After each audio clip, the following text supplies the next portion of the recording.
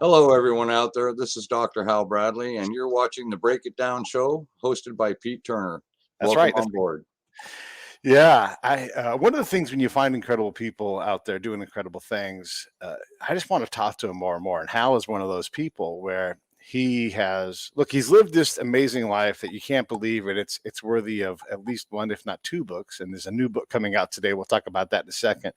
But I think what makes Hal special is his earlier life doesn't define who he is, and the amount of care and repair and just passageway he's given damaged souls and people in desperate need of getting somewhere makes you a really special person who takes the world and makes it a better place, even for the most neglected, distraught people that you can find. You're out there doing what you can to improve the condition of those people. Well, thank you for that, Pete. A lot of my motivation stems from my past life where I didn't carry those kind of feelings to the realization of just exactly how desperate people become in their moments of weakness. And I just am not a person that would prey on a weakness in anybody's life at this point in time. Look, Pete, I'm not trying to climb a ladder or do anything that would make personal benefit or gain. I've been ordained in seminarial postgrad with a doctorate now for 24 years, a long time. And up until 2018, as you're well aware, I was still jumping off on missions for the Department of Justice south of the American border. But in the last 4 years since I retired from that type of work and industry, I'm primarily focused in the trap houses and the homeless camps, the Yeah. empty buildings, where the ministry is really needed the most. But, Yeah, you're down there working at the end of the rope, and you don't get to yeah, save everybody. Some of those folks just are past the point of no return, but it doesn't mean they still don't need love and compassion. And God yeah, bless you for taking on that mission, because that cannot be easy on the soul. it's not. Just 2 days ago, I had an unresponsive heroin overdose here at my house, delivered to my house, and I'm so fortunate in being able to be there for them. These are people that have felony warrants on them. They're afraid if they go to a hospital or taken to that environment, that the police would be notified and they'd be taken into custody, and they're going to end up being dope sick for the next 2 weeks when they come out of it. And it's not my place to judge their addiction. I have a rule here that you don't come here with drugs on you. Don't come here if you're high on drugs. But in a case of an unconscious overdose, I'm glad they bring them. The Yeah, VA, the VA hospital provides me with Narcan kits because of the industry that I serve in. So God love the Veterans Administration for yeah, working with yeah. the community in that regard. There's plenty of times to smash the VA, but you're right. They have this enormous problem. I mean, who even can handle this? And you're right. And veterans, especially, Yes, we're afraid that if we admit weakness, we'll lose our guns. That will be, yes, we'll lose our freedom in some way. And that's just not it. And the other thing that's interesting to me is when you see someone who's done something like they're living out of a dumpster or whatever it is, yes, we can look at that moment and judge that moment, but we have no idea the path that led them to this spot, and yes. when they had to make a decision between left and right and they're trying to figure out which way to go, they picked left, and maybe they should have picked right. Maybe it didn't matter what way they picked because of where they were and the outside influences. It's easy to dismiss someone who's in distress and despair, and it's really hard to slow down and take care of someone who needs a lot of care and to feel like they matter. Well, Pete, that was exactly in our first original interview when I had released Crisis Victory. The whole purpose of the book was to show people that you can rise from an extreme circumstance and elevate yourself through the way that you maneuver through crisis event Mm, scenarios. And what we find with a lot of people that are homeless and out on the streets, they're not all drug addicts. They're not all alcoholics. There are several people in the last 16 years I've worked in the homeless environment here that are people that maybe went through a bad divorce or had a critical breakdown psychologically, and they find themselves impaled into an environment that they don't know how to get themselves out of. That's why we yeah, created book one, Crisis Victory, in the first place, was to introduce people to other options, no matter how severe or extreme your your failure placing you into that particular environment can be ratified, can be remaneuvered, and you can come out of it even stronger because you've gained a wisdom and a knowledge of something that you had never experienced before. And I firmly believe in that. And what prompted book two, if we're ready to get into that, are you up I for it, want to Pete? bring up one thing before we get into book two. I That's want to say why I this. asked.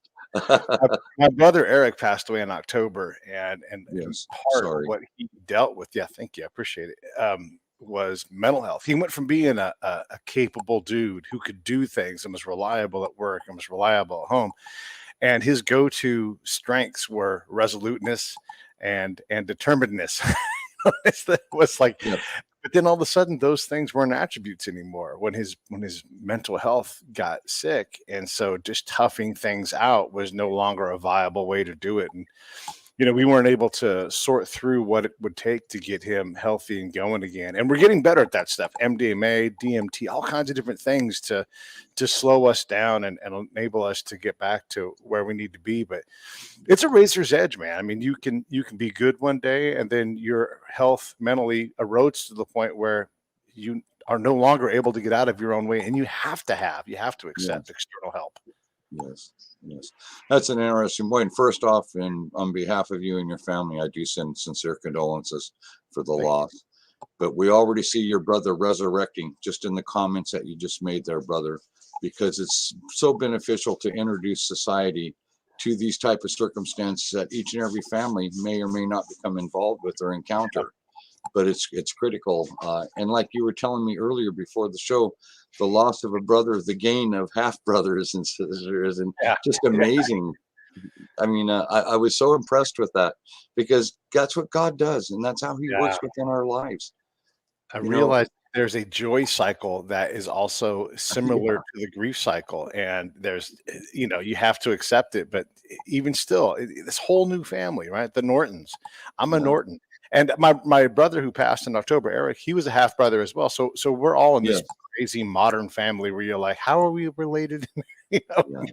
It's, and yet there you are at the Thanksgiving table, breaking bread together and communing. It's a wonderful thing. I'll let you comment on that, but I also want to start to get into your book, which actually drops today. It's your latest book, A Fox in the Lion's Den, a fictionalized and fact-based autobiography of the life of Dr. Hal Bradley. Uh, the fictionalized and real life thing, what made that decision necessary? that, my friend, is a very good question, and I'll answer Shall that we start? clearly. Good job. A Fox in the Lion's Den came out of response after the publication and release of Crisis Victory. When people read the book, they said, "My God, we want to hear your story. This is absolutely amazing. This journey that you've gone through, that you survived, that you were able to benefit humankind at the end of this journey. So please tell us your story." That is what Crisis Victory 2, A Fox in the Lion's Den is about.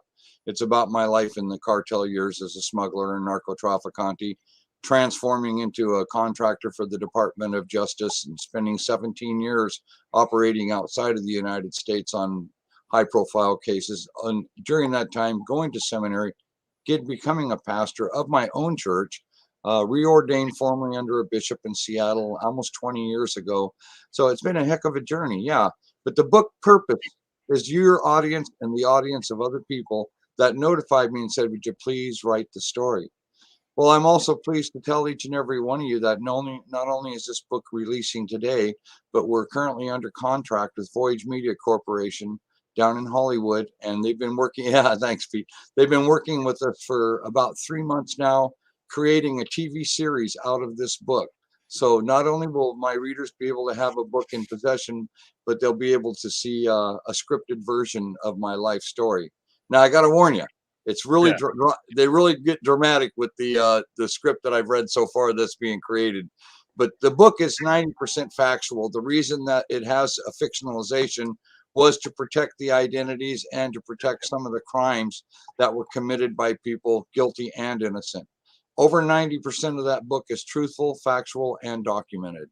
So that's the reason why I had a fictionalization. We talked to an attorney about it. Then he says, "Oh yeah, it's a heavy journey that you've been on. You need to fictionalize Boy. a couple things," and Yeah. that's the purpose of that, Pete. If you guys are interested, definitely should watch the first episode. We get into quite a bit of that. At one point, Hal has been executed, shot in the head, and yet here he is talking. You are not the first dead person to be on this show. This has happened. Yeah, I wasn't, Pete. I wasn't shot in the head. I was stabbed with a knife in the brain. Stab. Okay. Oh, Yeah, in the yeah, brain. yeah. I was going to correct you on that. I saw that earlier. I've seen people shot in the head, and I think that's where that concept came into Aha. you. But yeah, I was stabbed and left dead. Yeah. So Yeah. that Well, part's either way, factual. I mean, stabbed, shot. whatever. It's a dangerous life. And you've got this compare and contrast between being in the employ of the US government trying to stop these things, which is dangerous Yeah. work. And you also have the work of smuggling drugs, which you did earlier in your life. Yeah. Which would you say day to day was more dangerous? Boy, that's a real hard line. When you're operating undercover in a foreign country, you're not only under the possibility of exposure by the cartel element that you're enshrouding, but you're also under the laws of that country. And as you know, Pete, the Yeah. laws of a foreign country tend to be a heck of a lot different than the laws that we answer to up here in the United States. I would say that in the beginning years, smuggling marijuana, I did that for, probably 4 years before cocaine came into my life in 1979. And that was all hugs and handshakes and hippie type stuff, you know. The moment cocaine entered the forum and we were being ordered at that point to drop loads and to carry loads of cocaine instead, uh, everybody had automatic weapons. There were examples given to us frequently, which were executions, torture, kidnappings. All of that manifested right the moment that the cocaine industry came.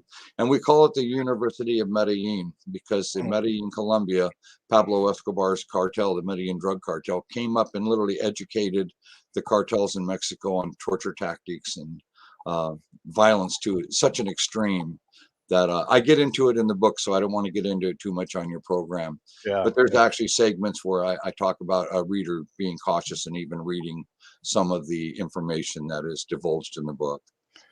But both sides, Okay. Pete. That's Yeah. that's the Right. answer Day to to your day. Right. question. Yeah. I mean, Yeah, that's the thing about conflict and danger is you just don't know when you're going to be right. for any reason, whether it's just the day or you've done something or not done something. You just can never know when that danger will show up and make itself known, and you have to deal with it. Yeah, if you remember in our former interview, we talked about my being kidnapped down there, and I was Yeah. kidnapped by Mexican federal drug agents who took me to an undisclosed interrogation site to try and see what I knew. They were trying to get information out of me. Well, my cover was blown by a DEA agent that was in a brothel the night before, and they Uh, used a prostitute to extract information out of him. And as a result of that, I was damn near killed. If I hadn't been rescued in the moment that they came in there, I would have probably been dead within less than a minute. You know, they yeah. had a gun to my head. They were pulling the trigger. I was already beaten to a pulp. And the two men that were caught with me did not survive. They were tortured to death. It's just part of the world. But there is a combination of not only the cartel, but a foreign federal government's involvement Yeah. in that type of activity. Yeah, I'm. We had, go ahead. No, it's okay. Go ahead, please. Well, I was going to ask. We had this guy Juan Valdez, not his real name, on the show. He is a current trafficker, and Yes. he talks about the shadow government and how the cartels are so powerful in Mexico that the government really can't do anything about it. The cartel doesn't want to run the government, but they want to compel them to allow them to do their business. Yeah. Is that an extension of what you experienced with Medellin, and then as it came north to Mexico? And does this stuff tear itself apart? Like, I mean, I don't want to say the Medellin cartels are done, but they're not like what they were. Oh, no, not at all. No, right now, the strongest and most powerful cartels are located in Mexico. They're no longer in Colombia. Colombia is just a viable country of resource. But also, the markets are shifting. It's not always cocaine anymore. You know, in the 1940s, our State Department, went to Mexico, recruited farmers in Mexico to grow the opium poppy so they could manufacture morphine to take care of our soldiers in the Pacific Campaign and the South Pacific Campaign and the European campaigns of World War II. What Right. happened was after the war ended, our government did not go down there and retrain these farmers. So we are the ones that actually introduced the heroin industry to Mexico.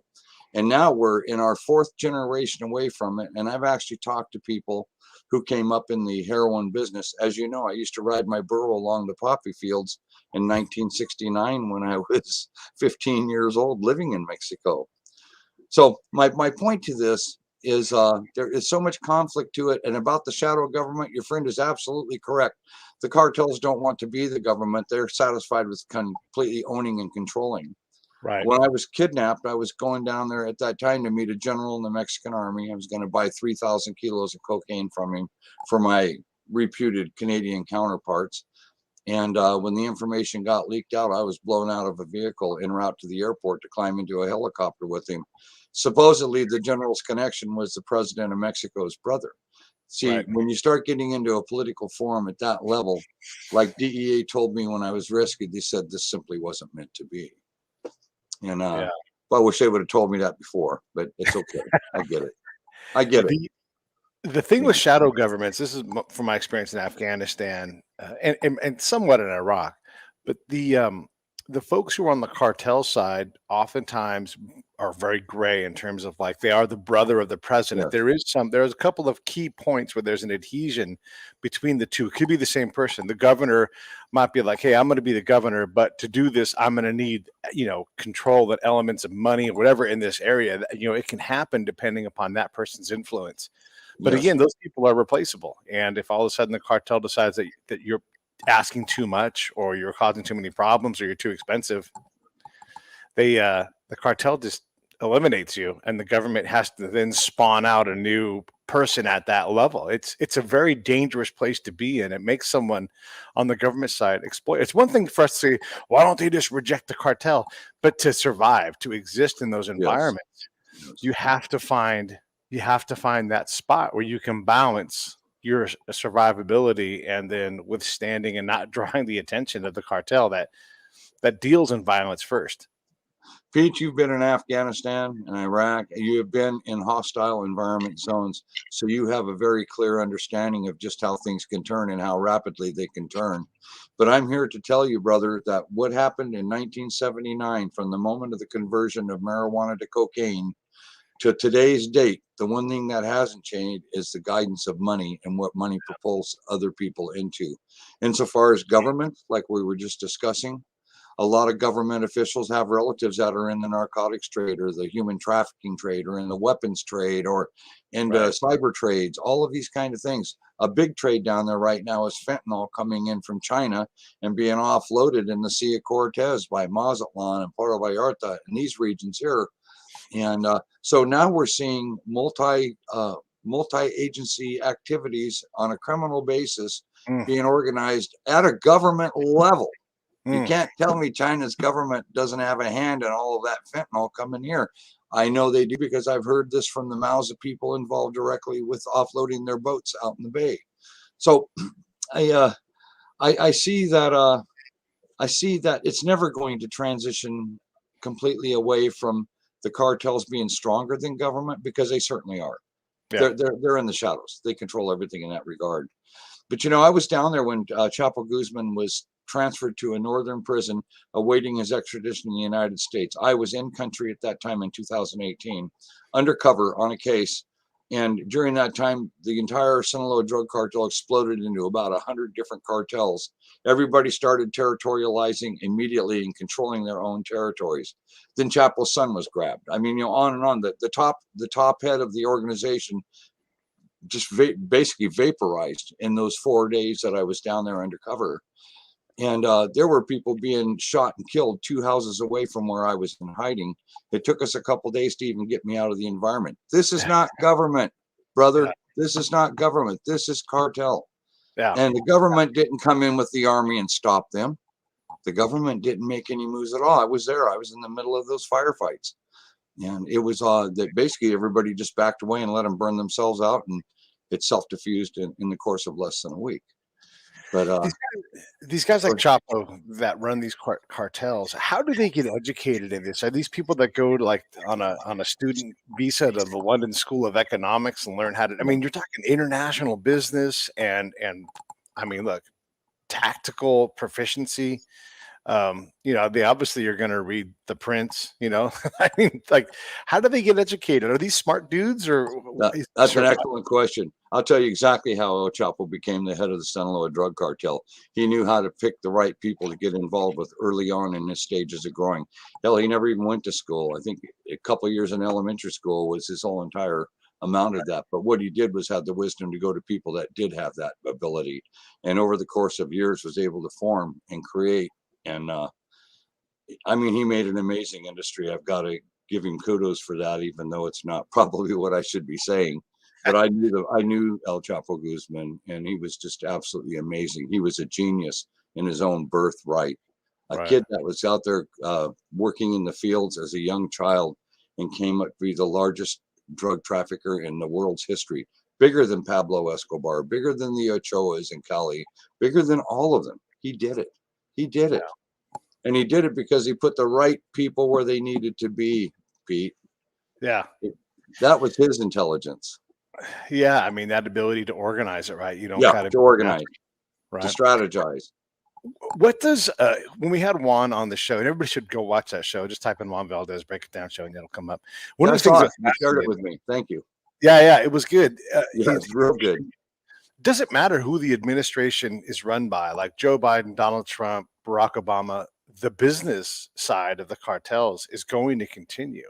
We Yes. can put up a wall; they'll just find a different way through it, and they can chew bodies up to figure that out. So what do I mean? Look, we are like you said earlier with the opium industry that we created. We're the genesis of all this problem. Boy, that's just a good question. I think only time is going to tell us because we are also becoming far more technologically advanced.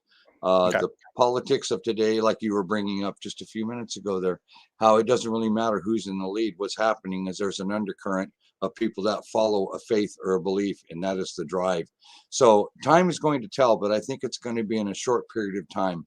As we're seeing a lot more conflict and disruption in our government, our self-government, which I love and pray for daily, we also see a violent structure that is now emerging. They've just said enough is enough. It's almost revolutionary right now. This is exactly what the cartels pray for and prey on. They look for diminished relationships between authoritative posted people. They help create this media hype that half of it's not even near the truth. And as Right. a result of that, when you've got the law enforcement agencies and the government agencies that are here to protect our country, Homeland Security, things of this nature, they're focusing now on their own inner hate groups. This affords the cartels to find other avenues and other resources to manifest their successes in this country. Yeah, the hate and the division is such a problem for Horrifying. yeah, what It happens is. in this country and just the absolute rejection. One of the things that I always I push and maybe I'm bad at doing it, but I believe it's important is to talk about tolerance.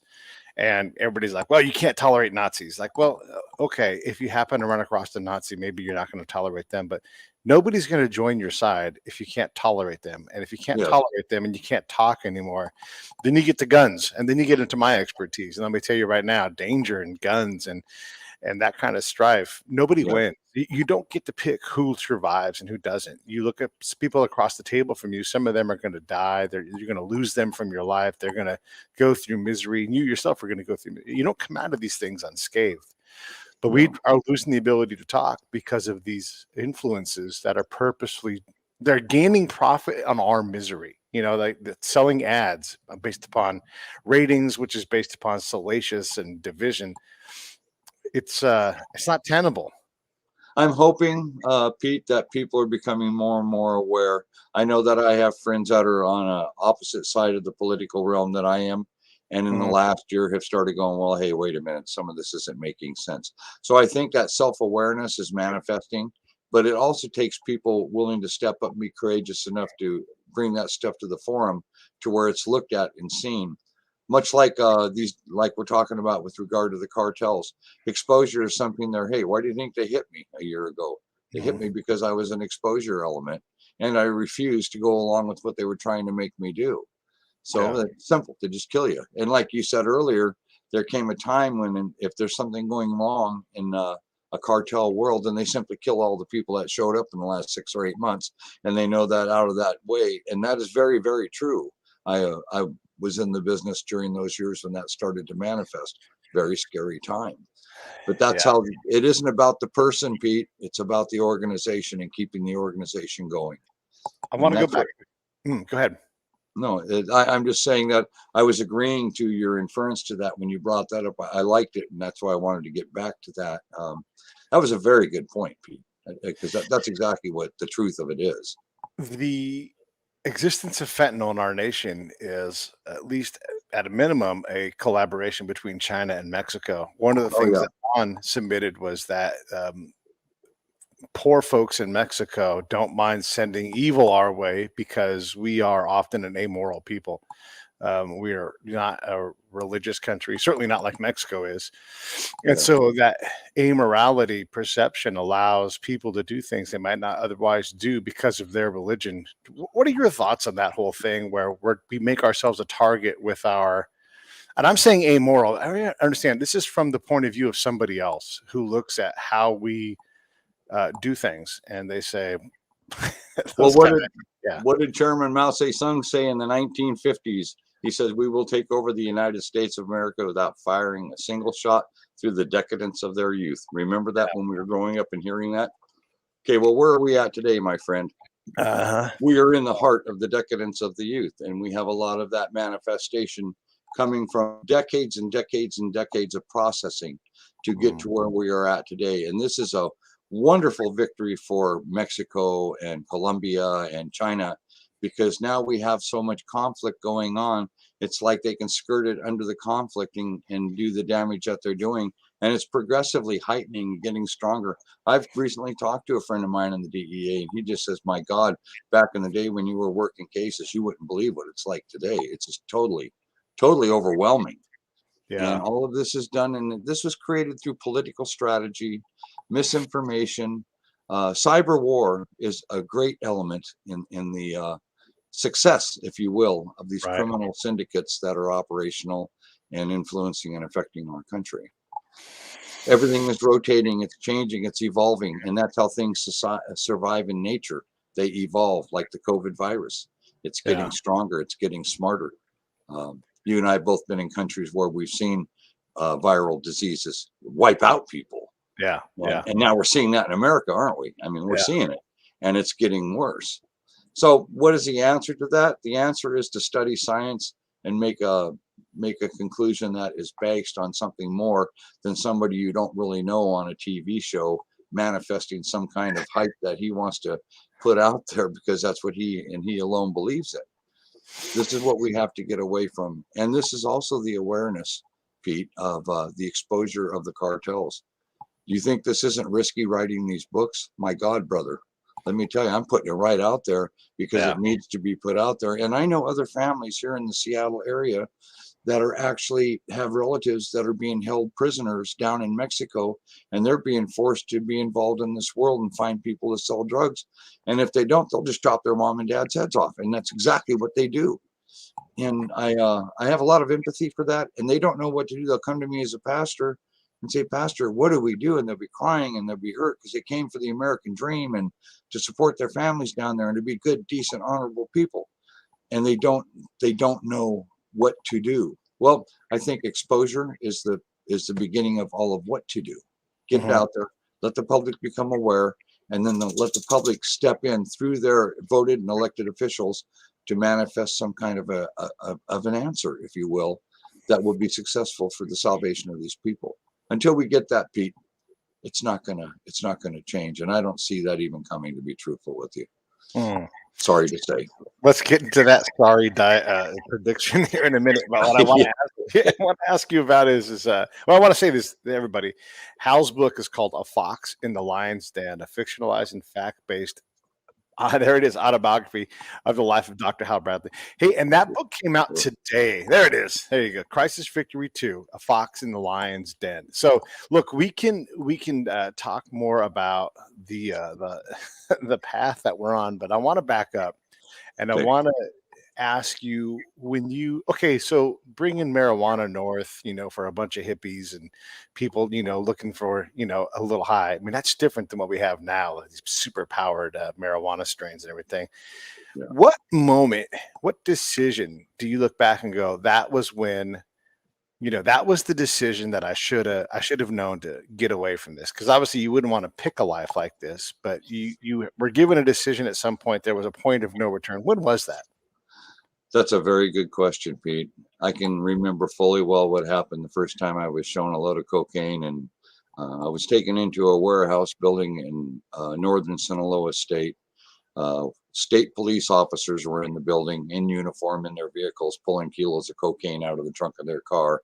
And they were already disassembling my vehicle to put it into the compartments that they had built for my marijuana transport.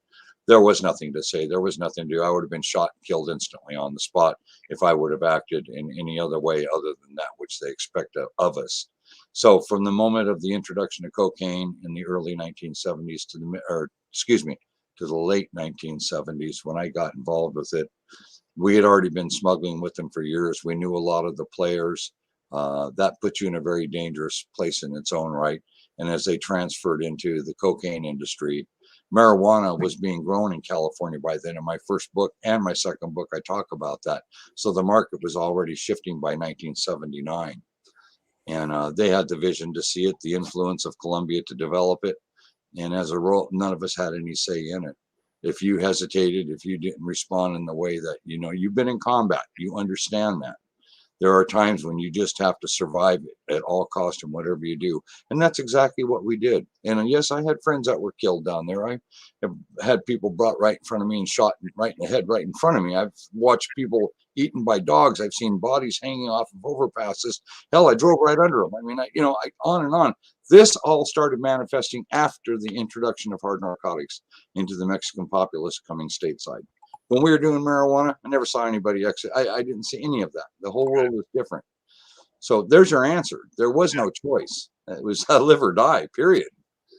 Well, that makes us all think of Don Corleone, who, gave people an offer they couldn't refuse. In this Yeah. case, Yes. the Sicilian offer is something that, like, there is a good and a bad, but you're going to be doing one of the things that we want you to do. This is a more hardened version of that. And I guess then we also think about, if we're going to go Don Corleone, we'll go a little further and talk about his view on drugs and bringing that poison and that evil into Yep. their organization. It was going to tear them apart. And that continues to be true and prophetic on his part. And here's this fictionalized movie character who understood this. Yes. But we're reaping the harm of it now because we weren't smart enough to step away from those things. Well, look what our State Department created through an innocent act. I'm not saying bad about my government. I understand my government. But why didn't they go back after the need was no longer needed and eradicate all of those poppy growers and put them into some other agricultural product line? But they didn't do it. So we manifested our own trauma that we're suffering today as a result. Yeah. So that's a very good point about the Corleone family and how he looked and says, you don't want to get into that because if we get into that one day, that will be our destruction. Yeah. Every single criminal enterprise I've ever been affiliated with or studied or been a part of myself have all been pretty much destroyed as a result of drugs, narco trafficking.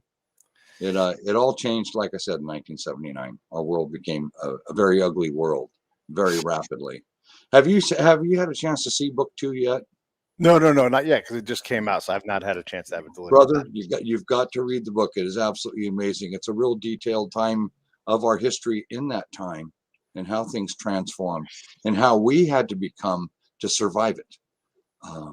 We became beasts. We became animals. We had no choice. We did what we had to do to survive. So without saying any much more about the book, because I want people to read it and enjoy it, it's a pretty fascinating study. And you're really touching on it today. Thank you, because that's what the book is written for and about. People have questions. I want to say that through shows like yours, book 1 that came out, which was basically chapter by chapter, a guideline on how to survive major crisis events, catapulted this book 2 because people like to understand, well, what put you there in the first place? Right. And we should cover that, not just on my case or my example, but in general. I'm halfway through book 3 right now, which is surviving a double life. Everybody can relate to that. We all have another life that we have lived and survived and culminated knowledge and life skills to be able to take ourselves out of it and become what we are today. And I'm actually interviewing people in book 3, brother, that have gone through there. So it's going to be full of probably 12 to 15 people in the book telling their story. Yeah. And I think that's what we need to do. We need to evolve through our life's experiences and then bring other people into the circle of these experiences so the mass can hear that there is always hope and there's always ability and there is always a way to have prosperity, even in the face of the most horrendous storms that we confront in life. And I feel very strong about that. And I think that we need to, especially in these days, think of the people that are in this pandemic that haven't left their house for a year and a half. Gosh. Yeah, brother, think of that. And how do we reach them? How do we motivate them to be able to understand that it's going to be okay? Well, first we have to educate them. And the way we educate them isn't only by example, but by knowledgeable, verifiable information that they can trust and depend on. And that's just one example of my recent writings in book 3 that I'm doing right now. So The two of the key elements to having a democracy are being able to be educated, not educate other people, but can you put yourself in a position of not knowing, not understanding, and work your way through it? We often think that we've got a command of something, especially nowadays, like people talking about immigration law. Like, you're not even an immigration lawyer, and if one spoke up, you would reject what they said, and yeah, all these different people that are incapable of truly educating themselves, because you have to humble yourself to be educated, right? I mean, I don't know a person who's a brilliant academic or a scientist who doesn't say, I don't know the first thing. Like I did, because they know a lot, but they know nothing compared to what the totality is. And the other part is, again, back to tolerance. If you can't tolerate someone else's freedom, if you can't yeah. tolerate someone else's path, then you can't be free. You can't be. Look at this example this weekend where I had a non-responsive heroin addict brought to my house that had overdosed. It wasn't that time to sit there and judge that person for the sins that they're committing. What it was is a moment of serving that person and letting that be witnessed by the people that brought that person to this pastor's house, knowing I'm not going to sit there and have any judgment whatsoever. I'm simply going to do what God delivered unto my steps that day and deal with it, and then give them a hug and send them out the door, letting them know that, yes, I was doing a horrible thing or a bad thing or a wrong thing, but that person there cared about me, not about the sin that I just committed. And like what you have just said, that is so important, that we get people. It doesn't matter how educated you are. It took me 13 years of school to get my doctorate. But you know what? Without the life abilities to go along with it, it's pretty well moot. I do understand things, but till you live it and survive it, you really don't. I saw a horrible meme the other day where it talked about how, like, a scientist has to read dozens of books, but a person who is a pastor only needs to read one, and they think they know everything. And I'm like, you have no idea. You don't even, the person who wrote that meme doesn't know what exegesis is. They don't have any idea of what it takes to become educated in any field, let alone religion. I mean, one of the greatest philosophers of all time is Thomas Aquinas. You can spend your entire life studying what he wrote and the influence that he had. You talk about a coaching tree from the NFL. Thomas Aquinas is the paterfamilias for almost every modern philosopher. Yes. Yeah, that's a very good point to make on, anyone that sits there and says that they know the Bible is really scary. Even after I got my doctorate and spent 10 years surveying all 66 books of that Bible, all I realized is what I don't know, how little I know. And God forbid, can I serve you with what I do know? And that's how you grow from things to that nature, is acceptance and the understanding that, you don't have all the answers, my friend. And he says, study to show thyself approved unto God, a workman needeth not be ashamed, rightfully dividing the truth. We all know those verses, chapter and verse. But listen to that one segment alone, and that could take you a lifetime just to understand its meaning. Yeah. So I like that you brought that up. That was a good point. I don't know what seminary you went to, and you can talk about that if you want to, but I know. No, I went in Arizona. I was at University of Sedona in Arizona. That's where I graduated. My dad had a master's degree in divinity, and you don't get to walk out of the door if you can't read and write in Arabic, Hebrew, and Greek. And even still, we're still translating the Bible, trying to figure out what it says. And it's an education is just it's a pathway to understanding that you just don't know anything compared to what is there to know. Well, it's good to have the education to support the belief concept that you are going to project to other people in your life, because you have to be able to support your concept. And I feel it's like what we're talking about in this topic today, of transforming from the cartel life to working for the Department of Justice, to finally becoming a pastor and working in the industry that I do to this day. transformation is created also by education. It isn't just a life experience that gets you through those stages. The 17 years that I worked in investigations, I became ultimately my own private investigator with my own agency. I continued to learn. I continued to move on and transcend with it, because you have to transition in order to obtain not only the knowledge that you already have at that point, but the benefit of gaining the knowledge that's going to sustain you and save you in the near future. So it's transitional, as you well know. You're an educated person. The moment that you start thinking you've got the answers, boy, are you in trouble. Yeah, yeah. It's time 67 years of life has taught me that. Yeah. Yeah, it's time to back up. Yeah, it is. One of my That's laws hilarious. for stability is if you're not making mistakes, you're making the first mistake. Like you Yeah. have to make mistakes so you can learn these things. I'm curious what your thoughts are. If you work with the federal government to try to ensnare people from cartels and everything, whether you're working with the DEA or Border Patrol, some agency that's got a finger in that pie, that's also, I know from my own work within the Department of Defense, it's Yes. maddening. At one point, I had to write my recommendation to determine where I ranked within my peers, right? And then my boss had to go through and read that and advise me on how to rewrite it. And then he had to write. So we spent, I don't know, let's say we spent $10,000 to have me ultimately deranked, even though I was forward projected and doing things that nobody else could do. It didn't matter what I actually did. It mattered what we wrote about and what the organization above us that we had no contact with did. And so we spent about 10,000 man hours to get me a bonus of $1,200. And like, how do you do anything successful if the bonus process is so inefficient and wasteful? Like, I understand why you'd have your own private investigation firm, because you're like, just contract and just let me go do this and get out of my way.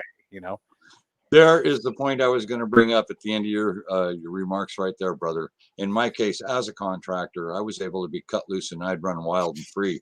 I would go to embassies in the country I was in to reattach with teams, or I would have designated point sites if I could break away from the targets I was running with undercover. Sometimes I would be undercover for a couple of months, even longer than that at a time, where my only opportunity to break away would be so scarce that trust had to be instilled. These are the people that were chasing me 20 years ago are now working with me on their side in this time. And it took a few years, but once the trust became established and very clear that I would never step over that line, they just cut me loose. They respected that. You work a day or two on a case and you make $20,000 under another identity, and it's all paid in cash that's been seized, and you're off onto the next one and you're making $30,000 or $40,000 on that one, and you're working 3 days. I mean, the benefits to being a contractor when you hit a certain level are very, very good. That it's to get to that level and to survive, to stay alive. And I have known other people that were doing contract work that went down there and their bodies were found in one ditch and their heads in the other. I think I told you about that before. Yeah. Very tragic. There's always that element, and you always have to have a background way out of your situation, if you will. If you start sensing something isn't right, you got to know how to maneuver through that. You were in combat, you understand that. Well, you do. You understand the bottom line.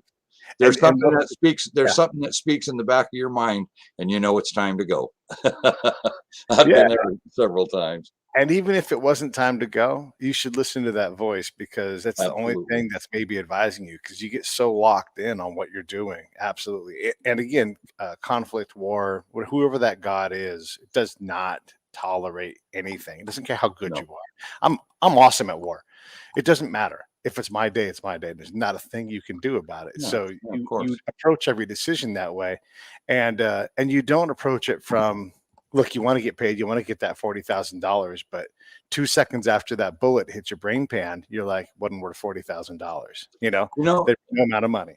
I don't know about you, but I can tell you, when I'd be operational and I was moving in those countries and running with the type of people I was running with, I was never focused on that. I was focused on survival.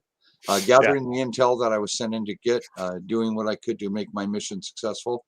And yes, I would be worried about my life. And yes, I would be thoughtful to my instant out that you have to have at all times when you're operational in a country that is not your own, in a dangerous environment that is not in your control. But for the most part, it was always nice to get the money at the end of the deal, and I would go out and celebrate and take my kids for pizza or something. But I never got real stupid about anything. To me, it was very serious, and I was grateful to make the money. I wasn't in it for the money, if that's where we're going with that. I was in it because Yeah. I owed a debt. I owed a debt to society, and that's why when the cartel got into my life 2 years ago and put me in that situation we talked about, I'm still dealing with that in a court. But I think that it's going to work its way out. 3 months ago, my lifelong friend of 40 years was executed. We walked out of my attorney's office. He had evidence on him that had voice recordings on a cell phone of them screaming and threatening my life and all that. And 72 hours later, he was found dead in his trailer. And the only thing missing in his trailer was his cell phone. It doesn't take a brain scientist to know. And that day, we thought they were coming to hit me when we saw them. So we had called people to come there and get me out of the area to escort me back to my safety. This is 3 months ago, brother. 3 months ago. Yeah. They never stop. They never let go. You have to maintain that guard for the rest of your life once you've done to them what I have done to them. And you know what? My feeling about it when they hit me last year and they left me for dead there, as my life was leaving me, I was just smiling inside, content to end all of this strife and stress. And I'd finally found peace. It only fortified my faith, Pete. And I think you've been around soldiers dying. You know what it means when you hit that point of acceptance and realization. You're dead within seconds, and it's okay. It's okay. You did your deed, and I mean, that's how I felt about it. It's just amazing. You would think that in that moment of death, you would be afraid or anxious or things. As you know, I'm a certified hospice chaplain, and I've been doing that work alongside my other work for all these years. I've taken more than 60 people through the dying process where I was the person looking in their eyes when their pupils spread out and they were gone. And almost everybody went with peace. They went good, so hope that helps your audience. If any of you are worried about things like me and Pete have been through, trust me, it's going to be okay in the end. But in the moment, like you're in combat, like I'm undercover running from one country to another down there, at any moment you're susceptible to death. But there's things that are worse than death. There's things that are called capture, torture. These things are what I would be focused on because I had witnessed torture. I had witnessed executions over my many years in that world. And that would always be in my mind, that I can't get caught with this. It's better to take your own life in that moment than it is to go through whatever the hell they've dreamed up for you. This is true, and I want to kind of touch on this a little bit because when you're in that kind of conflict zone, it doesn't you may not even be the target that day, but you may instantly become the target. You don't know. So you have to, at least for me, what I learned was you had to have certain lines. Like if anything gets within this space of me in this zone, look, my job as a talker, as a spy, my job is to not get into a gunfight. That's not my job. Can I shoot? I shoot great. I will shoot you right in the heart if you want me to, but don't make me do that. Let's keep it to talking.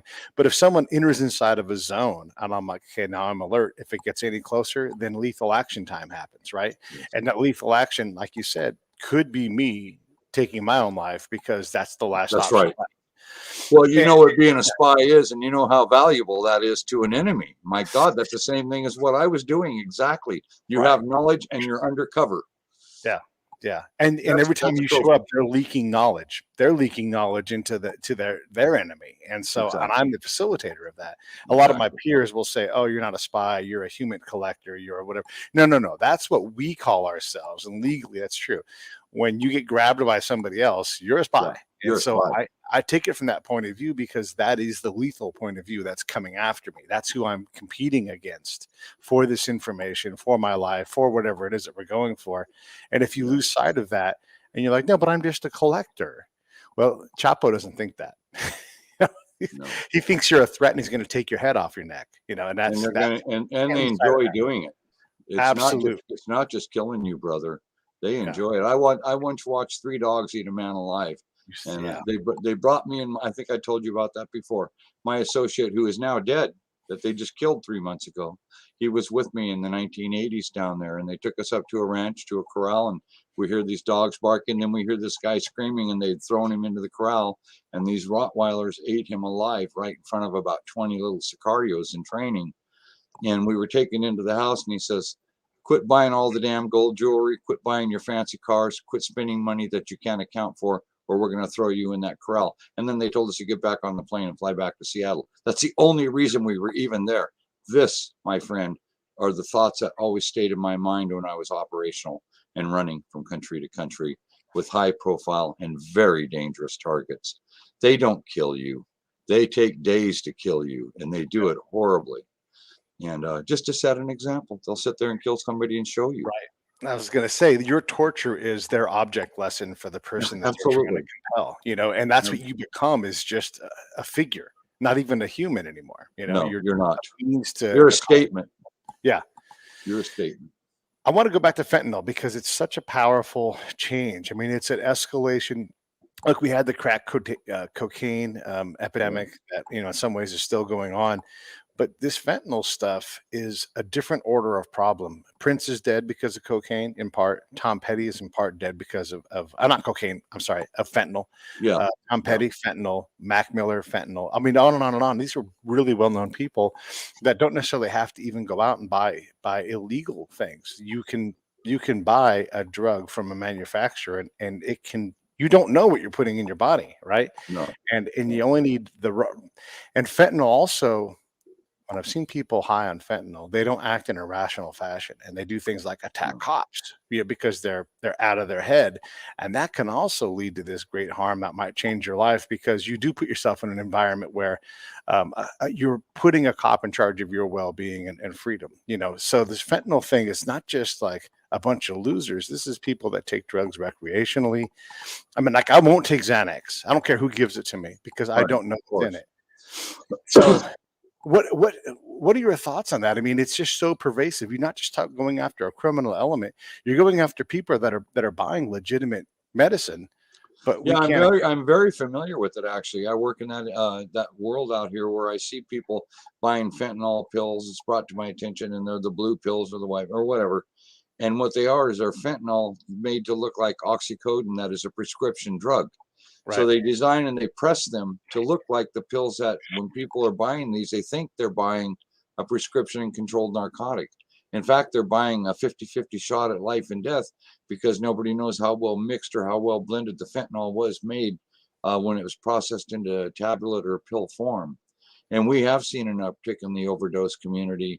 And more often than not, people do not survive that Right. particular overdose death. A Narcan kit doesn't work fast enough or properly. Some fentanyl they say, is as much as 50 times stronger than heroin. The overdose case I had here 2 days ago was a heroin overdose case, but I believe also laced in fentanyl, based on dealing with so many overdoses over the years. Right. There was a reactionary indifference to the way of her responsiveness. But brother, I think that we're in real trouble until we get this fentanyl out of here. I think that it is a collapsing drug to a nation in dire distress, and it's affecting the community that doesn't look for heroin or meth or cocaine, like you just said. They're not out there. They're not that type of people, and we're starting to see target losses of the middle class community used to taking prescription drugs that are now camouflaged, if you will, Right. Yeah. with fentanyl. Yeah. I don't want to in any way diminish the guilty verdict in the George Floyd murder case, but he was Yeah. intoxicated on fentanyl, right? And so Yes, you he think was. about what happens. Okay, he may or may not have died that day because of the fentanyl. We don't know. The court says that he was murdered. Fair enough, but that decision tore apart an entire nation. And if fentanyl is a primary or a secondary cause, this is what happens when you have fentanyl in your society is you end up having these traumatic things that look, as a society, we can't deal with. And again, I'm not trying to say that George Floyd was a bad person. I'm not trying to say anything. He was Well, murdered. I watched the Yeah, 9 minute and 28 second video of that, and I'm not going to say that George Floyd caused any of it. He was right, not being aggressive or violent in any way at all, and he was executed flat out. right, I've seen execution. That was an execution. So we can go ahead and bypass the politics of that right. because I have seen people high on fentanyl, like you're suggesting now, that are out of it. They are out of control. But in that particular example, the man was cuffed down and there was no I guess there my was, point is not to question any part of the outcome. Is yeah, is is to say, look at what happens socially. if someone ends up in this Okay, I position, like that. I yeah, see that. and so it can tear apart a community, a nation. And fentanyl is a part of it. Is Chauvin's knee a part of it? It's the prime part. It's the main thing. But if you remove fentanyl from all of these situations from throughout the nation where someone encounters the police in an intoxicated state on Yes, fentanyl, yes, of course. it creates a real problem that as a community, we start to lose the ability to say, this was caused by a foreign introduction of this product that was hidden within a product. I mean, Yes. I don't know how to sort that out. Well, until you conquer China, you're not going to be able to. Okay, here we go. Yeah, brother. Yeah, I love you and thank you for your service too. But I'm going to tell you something, brother. That's who controls those type of scenarios.